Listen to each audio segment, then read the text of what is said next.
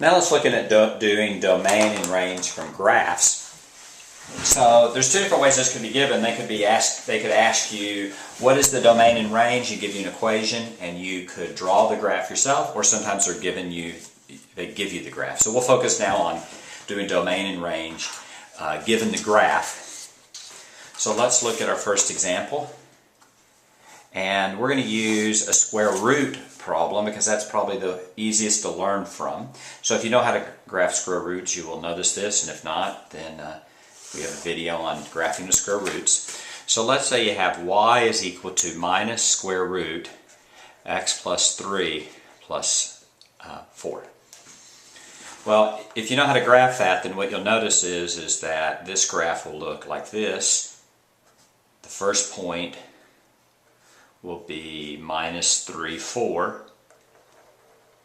And then it'll go downwards and it'll look something like this. So let's call that f of x. And if you want to find the domain and range of x and y, then what you do is you look at the graph and you look at the x-axis and you say, along the x-axis, what can x be and what can x not be?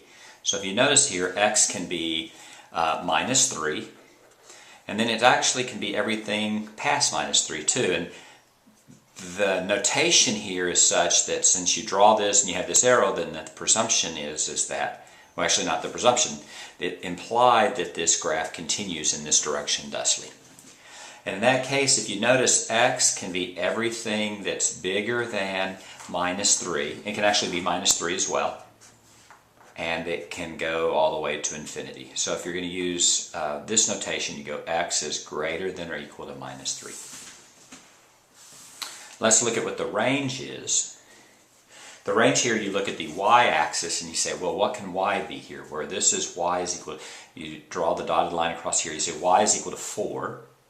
And it can be any number more negative than 4. So you say the domain is y is less than or equal to 4. And that's in inequality notation. If you're going to use interval notation,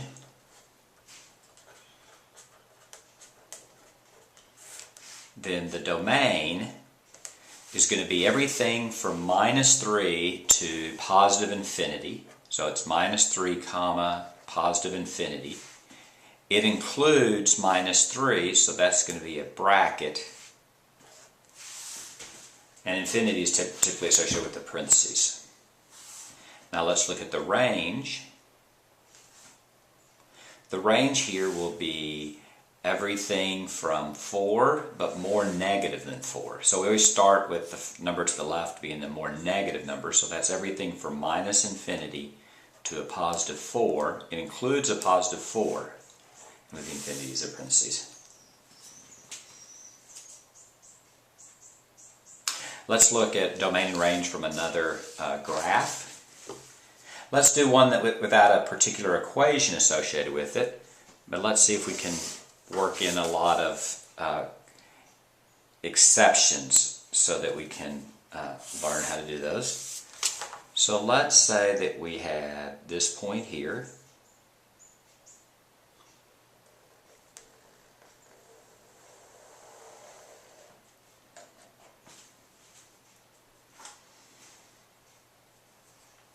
And we want to find the domain and range here. Well, the domain here, let's look and see what that would be. 1, 2, 3, 4, 5, 6, that's a minus 5. So if you notice, it starts from minus 5 and it goes to infinity. It does not include minus 5, so that would be x is greater than minus 5. And if you wanted to do that in interval notation, that would be everything from minus 5 to infinity, but it would not include minus 5, so that would be an open parentheses and open parentheses on the other as well. Now let's look at range. Come across here.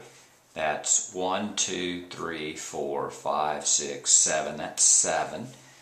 And it goes up from there, so it's everything larger than 7, but not including 7. So it's y is greater than 7.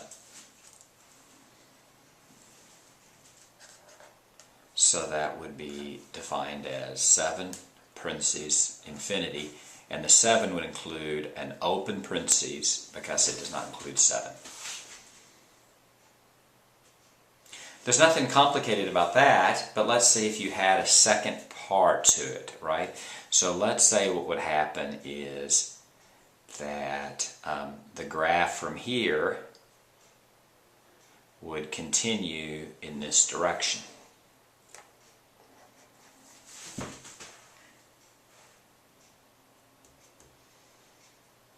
In that case, x is everything, not only x is greater than 5, but also everything from -5 and less, so that we could say, and x is less than -5. We might want a more convenient notation for that, so what we often say is we say all real numbers, but x is not equal to -5. The way we read this is the symbol for all real numbers, so it's just an R with an extra post, means all real numbers. And the x not equal to 5 means that it excludes the point x is equal to -5. Now let's think about the range here. Range as you come across here. Before, range could be everything from 7 up, and that's the same now, right? It still goes from 7 up, and that's it. So the range in this case would be the same. And the way we would write that in interval notation, let's rewrite the domain there for interval notation. Now it's going to be everything except for x is equal to -5. Another way to think about that is it goes from -infinity to -5, but it stops at -5 and does not include it, and then it includes everything from 5 to positive infinity. And then you can either put an and there, or a common symbol for and, or a universal symbol for and is like the union symbol is like a flattened U a little bit. If you don't know that, you can just write and.